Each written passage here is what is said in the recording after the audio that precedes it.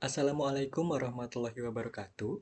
Kami dari kelompok 3 akan menyampaikan mengenai penelitian terkait rancang bangun sistem informasi manajemen usaha bengkel yang beranggotakan Aji Rohabdan dan Bian Austin Okto. Kemudian daftar isinya ada latar belakang, rumusan masalah, tujuan, manfaat, metode pengembangan sistem, analisis bisnis, pemodelan, pengujian, dan kesimpulan. Berikut tampilan poster dari Sistem Informasi Manajemen Usaha Bengkel.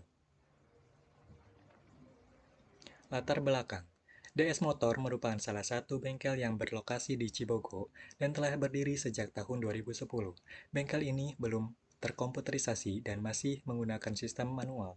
Di antaranya, yaitu pendataan pelanggan masih ditulis pada buku pelanggan. Proses transaksi servis, penjualan, dan penyuplaian masih ditulis pada nota dan kemudian direkap pada buku. Untuk mengetahui stok barang, harus dilakukan pengecekan satu persatu, kemudian dicatat di buku. Rumusan masalahnya, yaitu bagaimana merancang sistem informasi untuk pelanggan dalam melakukan transaksi servis, bagaimana merancang sistem informasi untuk pihak bengkel dalam mengelola transaksi, dan bagaimana merancang sistem informasi untuk pihak bengkel dalam manajemen si barang. Tujuannya, mempermudah dan meminimalisir waktu pelanggan dalam melakukan transaksi servis pada bengkel DS Motor, mempermudah pihak bengkel dalam mengelola transaksi, serta mempermudah pihak bengkel dalam mengelola barang. Manfaatnya, sistem ini dapat mendukung proses pengolahan data penjualan, data penyuplaian, dan data servis. Sistem ini memberikan kemudahan kepada pihak bengkel dalam melakukan perekapan laporan, dan sistem ini mampu meningkatkan layanan yang diberikan kepada pelanggan dengan memberikan informasi yang diperlukan. Kemudian ada metode pengembangan. Metode pengembangan yang kami buat menggunakan metode waterfall, yang dimana tahapannya ada 5, yaitu tahap pertama, requirement definition. Pada tahap pertama, pengembang harus memahami kebutuhan dari pengguna terhadap suatu perangkat lunak yang kemudian informasi tersebut dianalisa sehingga didapatkan data yang dibutuhkan oleh pengguna. Sistem and software design. Pada tahap kedua, pengembang membuat desain sistem atau menyiapkan kebutuhan perangkat keras dalam pembuatan arsitektur sistem perangkat lunak yang akan dibuat secara keseluruhan. Implementation and unit testing. Pada tahap ketiga, desain yang telah dibuat kemudian diubah menjadi bentuk yang dapat dimengerti oleh mesin, yaitu ke dalam pemrograman melalui proses coding, yang nantinya akan dikerjakan oleh programmer. Integration and system testing. Pada tahap keempat, semua fungsi-fungsi pada software harus diuji, agar software terbebas dari error dan juga nanti hasilnya harus benar-benar sesuai dengan kebutuhan yang sudah didefinisikan sebelumnya. Kemudian yang terakhir, operation and maintenance. Pada tahap kelima, software yang sudah jadi akan dilakukan pemeliharaan. Kemudian ada analisis bisnis. Analisis bisnis ini bertujuan untuk menganalisis dan merumuskan proses bisnis yang terjadi pada perusahaan atau bengkel tersebut. Di antaranya secara keseluruhan terdapat 4 buah proses bisnis. Di antaranya pertama ada pelanggan melakukan pemesanan servis.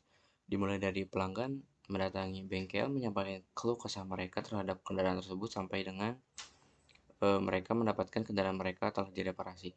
Kemudian pelanggan melakukan pembelian barang berupa spare part, aksesoris, suku cadang maupun barang lainnya. Kemudian pencatatan transaksi, baik itu transaksi penjualan atau servis dan transaksi lainnya oleh kasir. Dan yang terakhir yaitu aktivitas yang dilakukan oleh pemilik, yaitu menerima laporan.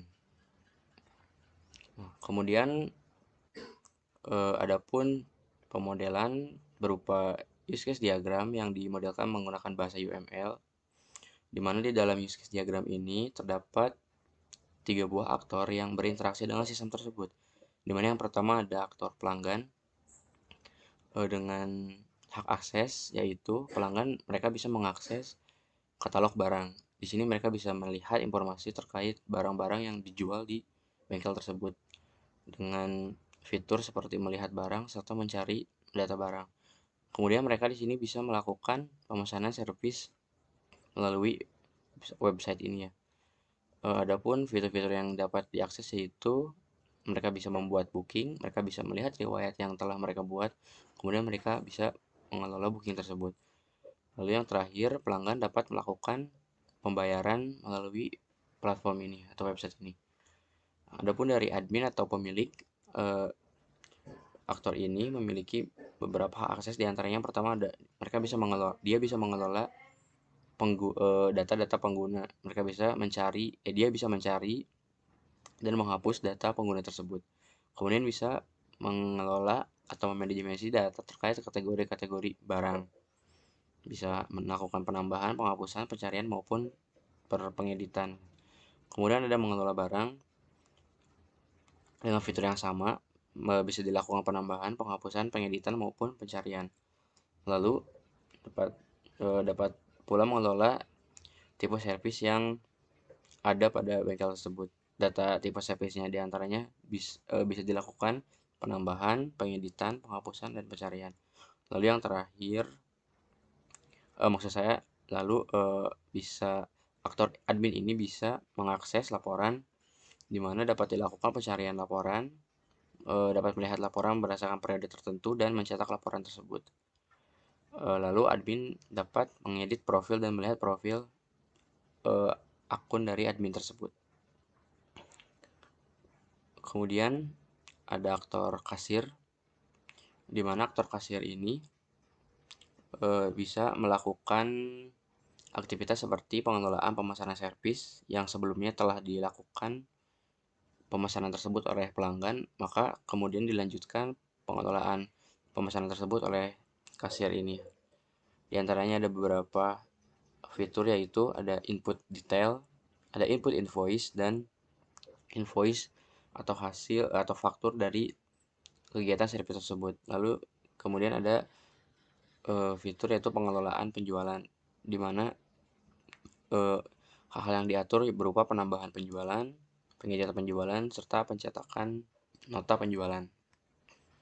Lalu seluruh ketiga aktor tersebut, khususnya pelanggan, mereka melakukan registrasi terlebih dahulu untuk membuat akun, untuk kemudian dapat login dan menggunakan website tersebut. Kemudian setelah dilakukan pengembangan terhadap website tersebut, kemudian dilakukan pengujian. Pengujian ini dilakukan guna mengetahui sejauh mana kualitas sistem yang telah dibangun dan dapat pula mengetahui bugs, gap, atau kesalahan-kesalahan lainnya, sehingga di kemudian waktu dapat diperbaiki dan disempurnakan.